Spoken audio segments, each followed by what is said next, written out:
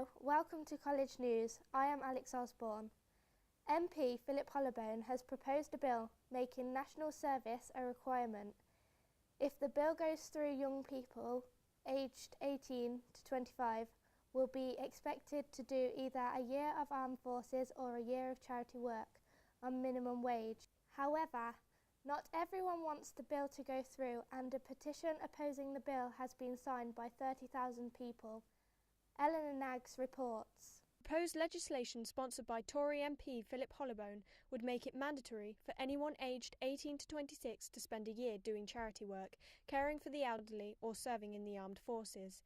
Individuals would be paid the minimum wage and would be required to live away from home, although accommodation and food would be paid for by the state. There would be exemptions for anyone with a severe physical or mental disability.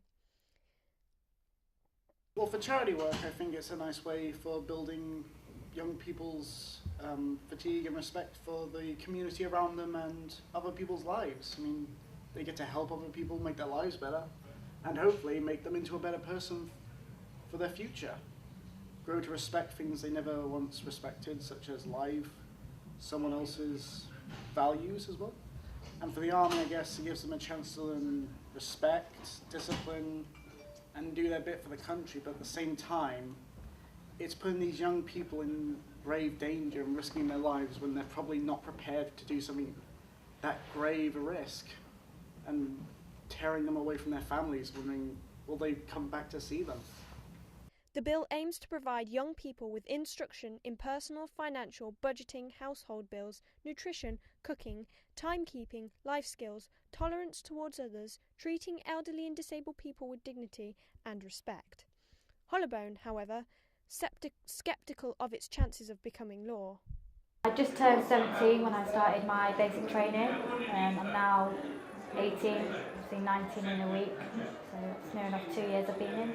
I joined as a communication system operator, which is in the Royal Signals. I'm at the bottom of the pile, so you know that's about it. But I'm a class 3, which is again the lowest class you can get in operating. I love my job. It comes with many qualities that you can get from it. Obviously, I can go on different courses, so I can make my trade higher up. But I also can get other bits of trades off of the different CAT badges to get up my trade a bit more. You do get people who are quite sexist towards females, but you also get others that see benefits of having a female around. When I went to join the army, obviously I just finished school, and my dad didn't want me to join because when my dad was in the army he got blown up in Afghan, so he refused to let me, but I still carried on, and my mum was going to sign the paperwork, and then my dad realised how committed I was to joining up and said fine, I'll sign the paperwork. So now they're really proud of me. So the first reading took place in the House of Commons on the 24th of June in 2013. The bill has prompted 30,000 to sign a petition against it. There would be exemptions for anyone with a severe physical or mental disability. I was 16 and joined the army. Tank crewman in the Queen's Royal Hussars. Now I'm the RESLO, Reserve Liaison Officer for the Birmingham area at the Armed Forces Careers Office. To coordinate all the reserve units and their recruiting, I also double up as a careers advisor, so I advise people on careers within the army and the job roles we have on offer. I interview young people coming into the army, so in that there's a lot of structured questions we ask, because the army is run by core values and standards. We've got 6 core values and standards, and our structured interview procedure is geared around those 6 core values, and we see how that person relates to those and how highly they score on that scale. It's a challenge. It's not hard, but it's a challenge. Be quite robust. They need to be physically active. Have a degree of intelligence. But it's nothing we can't sort of help them out and sort of, because the army's a massive opportunity organisation. We've got loads of different opportunities for them where they can learn and train all the way through. Like every day is a school day in the army, basically. You're always learning. So from the age of 5 I knew I was going to be a soldier, and that's what I wanted to do. So they had no sort of reservations that that's what I was going to, So when I went to the careers office and came home with all the paperwork, it was no surprise to them that, that's what I was going to do. People are questioning whether 18 to 26 is actually young. 18 is considered an adult age. Today, a new bill is being proposed in Parliament. Young people between the age of 18 and 25 are required to do either a year of charity work or armed force services on minimum wage. However, the question being asked is, could this be damaging to vulnerable young people? Sending people to the army is physically demanding. However, charity work can be mentally demanding. A year is a long time, and on minimum wage, that may not be enough to support a young person's family. Views on it really. I think there are some young people who would probably benefit from it, and there are others where I think it might be a waste of their talent to be oiked off into, you know, some kind of service when they could be doing other things. Yeah, I've met young people in other parts of the world that have done it, and they've really benefited from it. Like in Greece, you know, they felt that they've really benefited from maybe a year going off into the army, or in Austria they do it where people don't actually necessarily, they can go into the armed forces, or they can work with other emergency services like the fire brigade or ambulance service, things like that.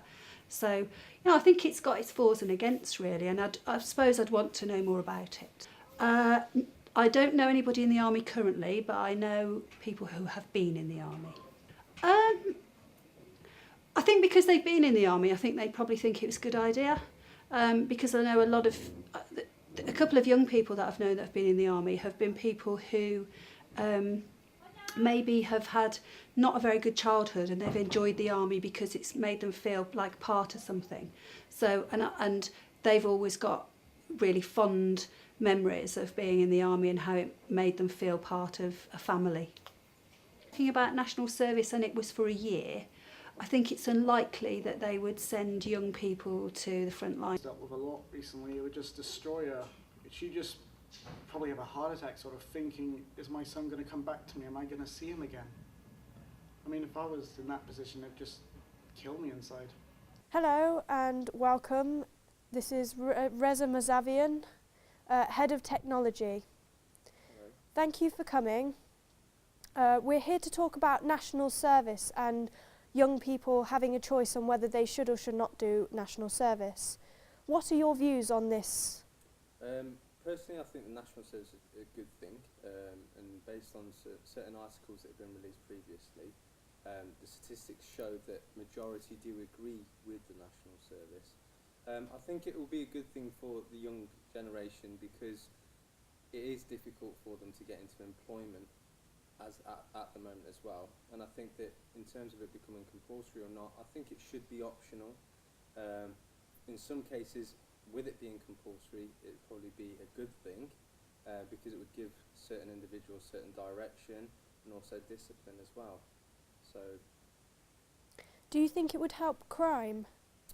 It would certainly, I think it would certainly have an impact on the statistics of crime. How much, who knows, until obviously it happens. But I think, yes, it would have some form of impact on crime as well. Yeah. So you agree with young people going off to the armed forces? At the moment, we have loads of young people joining our forces. I mean, you know, I'm sure you've seen in the media how we have all the youth going across to Afghanistan and so on and so forth. So it as it stands, it's very popular anyway. But I think for certain individuals it would be a very, very good thing, going back to what I said previously, in terms of giving them direction, which then can lead to bigger and better things as well. If you were younger and this was around, would you have taken up the choice to have gone? I certainly did have the choice because I was young myself one day, believe it or not, but I chose to go down the educational path and go to university, and I made those choices myself. However, my background, I come from a multicultural background, and the other side of my own experiences is that national service is compulsory.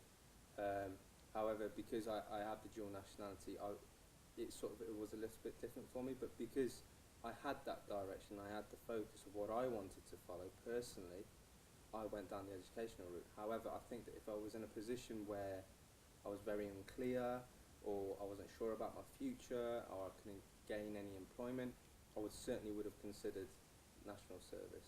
So. If you had children, do you think you would encourage them to do national service?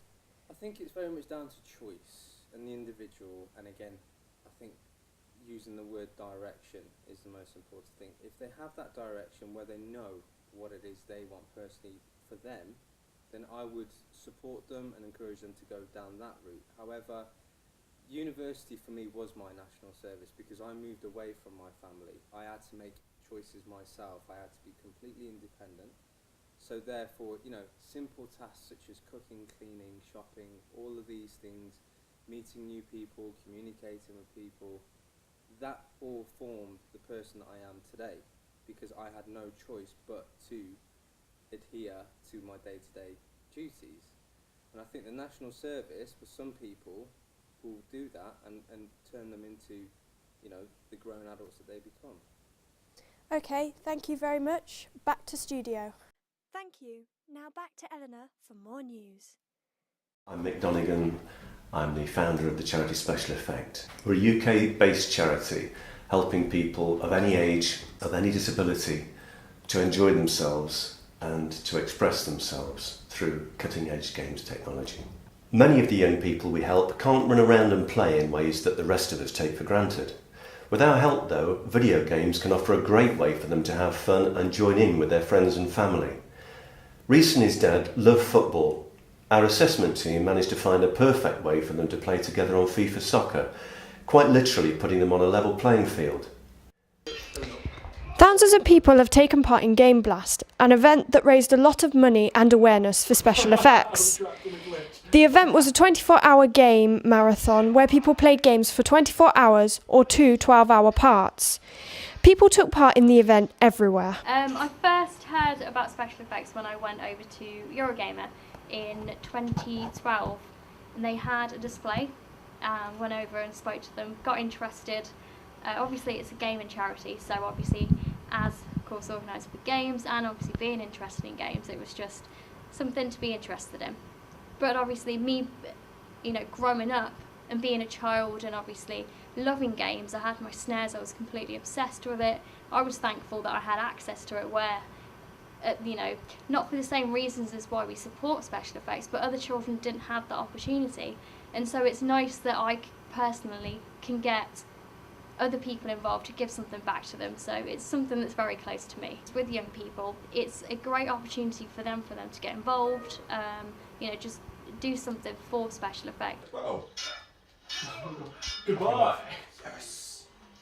Special effects made me control, got me to play PlayStation, which I never thought I'd do. I couldn't use a normal controller because I couldn't reach any of the buttons. First off, tell me what console you played on and what games you played.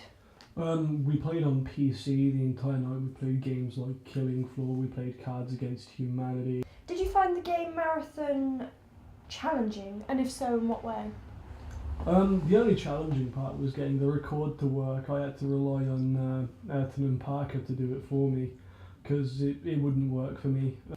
Yeah, I mean, most of it was just down to hardware at that point. I mean, you enjoyed it so much you have to redo his again afterwards. You stayed up for about 36 hours? Yeah, I stayed up for a bit longer. It's just accessibility, just so that everyone had the same quality of life. I wanted to do a Skyride for charity, but we need a big audience for that because of the cost of sending one person up there. So the thing about doing a live stream is you're not face to face with the audience, and when you're playing a game, your mindset is away from it.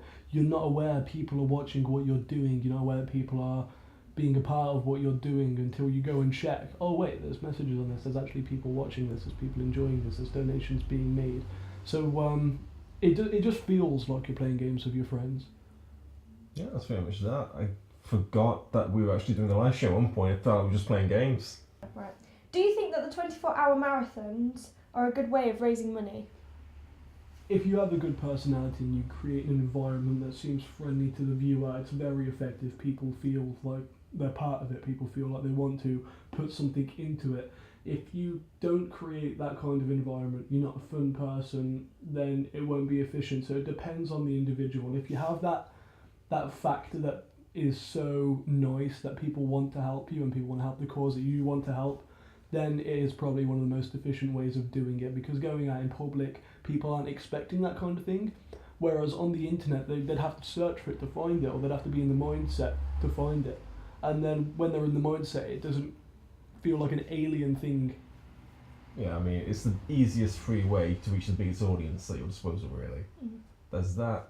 And I think we got the majority of our donations at the time during the course of the live streams. That's what's helpful. These young people have raised over £300 for the charity and still continue to raise and create awareness. Coventry City College News, Eleanor Naggs reporting. That's all today. Thank you for watching and goodbye.